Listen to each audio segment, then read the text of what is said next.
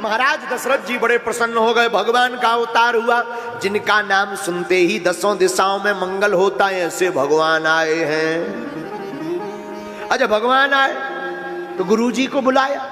पहले भी गुरुजी के पास गए थे, क्योंकि कोई संतान नहीं है। भय गलान मोरे सुत नाही, पहले भी गुरुजी के पास गए, कोई संतान नहीं है। और जब हो गई फिर तुरंत गुरुजी के पास गए।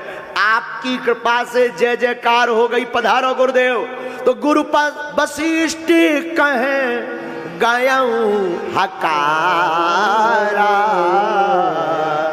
गुरुजी के पास पुकार गई, आए तो जन सहित नृप द्वार। देखो यहां एक बात सुनो, बहुत अच्छी बात है। आहा, जिंदगी में कोई भी काम करो, माता पिता और गुरु इनसे पूछकर आगे बढ़ो। जो माता पिता और गुरु से पूछकर आगे बढ़ता है, उसकी पूछ फिर पूरे संसार में होती है। पूछ का मतलब पीछे वाली पूछ नहीं, पूछ का मतलब होता है प्रतिष्ठा। हम लोग कहते हैं ना गांव में, भाई इनकी पूछ तो बड़ी लंबी है, इतन से दिल्ली तक पूछ। हम लोग बैठे बैठे कहते ना, भाई इनकी तो बहुत बड़ी पूछ है। क्या पूछ? अरे इनकी तो यहां से लोकसभा तक पूछ है। तो पूछ का मतलब पूछ थोड़ी होता है, पूछ का मतलब होता प्रतिष्ठा। तो अर्थ क्या हुआ? जो माता पिता गुरुदेव को पूछ कर कार्य करता है, उसकी समाज में संसार में पूछ बढ़ जाती है। दशरथ जी यही तो कर रहे हैं। लेकिन अब आजकल तो उल्टा जमाना है, माता पिता गुरु की पूछ तब तक जब तक श्रीमती जी नहीं आ गई। और जहां श्रीमती जी आई सो फिर अपनी मति खराब। हाँ, फिर अपनी मति लगता ही नहीं है, फिर तो सब श्रीमती की लगा।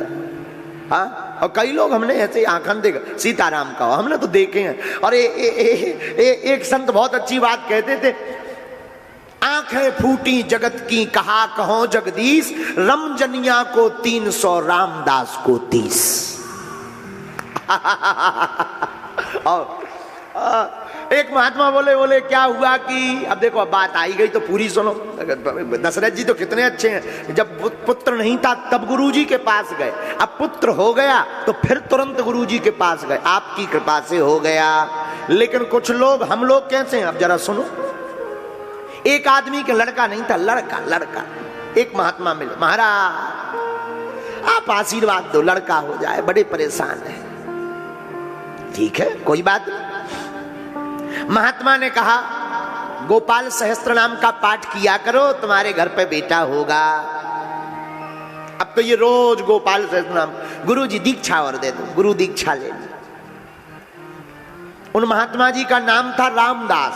क्या नाम था? बोलो, रामदास।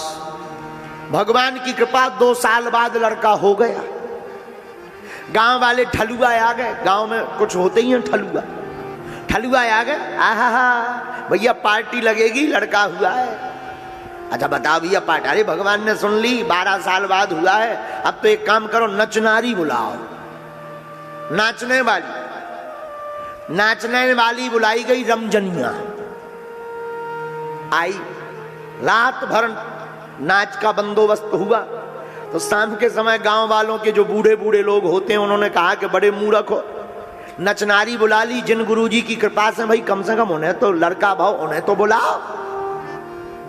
बिना मन के, अब इसके मन में तो वही नचनारी का नाच भरा था दिमाग में, बिना मन के गुरुजी को भी बुलवा लिया। आ जाओ गुरुजी। टेंट के पीछे डाल दिया तखत, पर होते लेटो, हम लोग थोड़ा आज व्यस्त हैं, हंसी खुशी का काम है, हम लोग थोड़ा नाचें कूदेंगे, आप यहीं लेटो पीछे। अब गुरुजी भी बेचारे क्या करें, अब नाच तो देखे ना। गुरुजी पीछे बैठे टेंट के, माला ले, सीताराम सीताराम, नचनारी नचे, पूरे गांव के ठलुआ पैसा उड़ावे, पैसा फेंके। सुबह हुई, सुबह प्रातः काल विदाई का टाइम आया, रमजनिया को 300 दे। गांव के बूढ़ों ने कहा पगला है, मूर्ख है, जिन गुरुजी की कृपा से भाई उन्हें तो कुछ दक्षिणा दे। 6 जेबें टटोल मारी तब 30 रुपया खड़ी। 30 रुपया गुरुजी के चरणन में धरे, मूड धर के पांव पर, गुरुजी अब जाओ विदा करो। गुरुजी को दिमाग खराब होगा, राय हुई हमारे जैसे। गुरुजी को इतना दिमाग खराब के ऊपर देख के चिल्ला के बोले, आंखें फूटी जगत की कहा कहो जगदीश, रमजनिया को 300 रामदास को 30।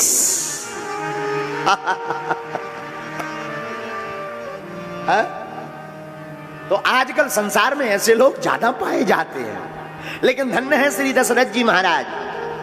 हा गुरु वशिष्ठ जी महाराज को प्रणाम करवाए, महाराज आपकी कृपा से लाला हो गया।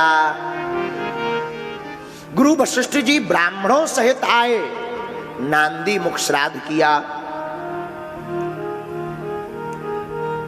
खूब आनंद छाया। इतना आनंद अयोध्या की गलियों में छाया सरकार के आने पर कि जय जयकार होने लगी। महाराज दशरथ जी ने दान दिया, ब्राह्मणों को दान दिया, गौएं दान दी, जिसने जो पाया सो लौटा दिया। और गोस्वामी जी बड़ी अद्भुत बात लिखते हैं, दोहा नंबर 195 पढ़िएगा। मास दिवस का दिवस भाव मरम न जानिय को, रथ समेत रवि था गयो,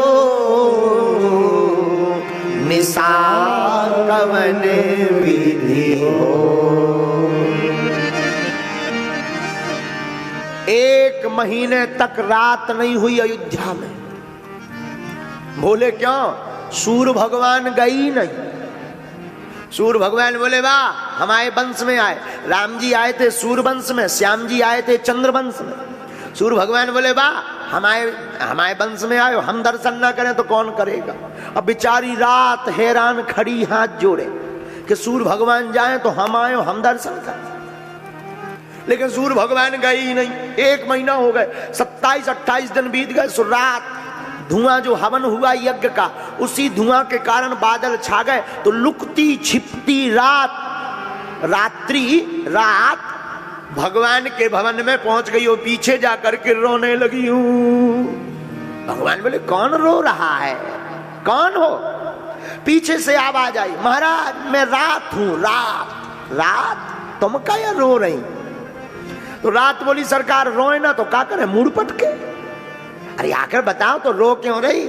रात बोली महाराज सूर भाई साहब जा ही नहीं रहे, 1 महीना हो गया, जे जाए तो हम आए, इन्हें तो भरपूर दर्शन हो गए। हमने ऐसा कौन सा गुनाह कर दिया जो हमें दर्शन नहीं हो रहे हैं? भगवान बड़े दयालु है। बोले रात रो मत, तुम चिंता मत करो, अभी तुम चिंता मत करो, अभी तो दर्शन मिलेंगे। पर रात बोली हमें आपके अवतार के दर्शन नहीं मिले, हमारा मन खिन्न है, क्या हम पापी हैं?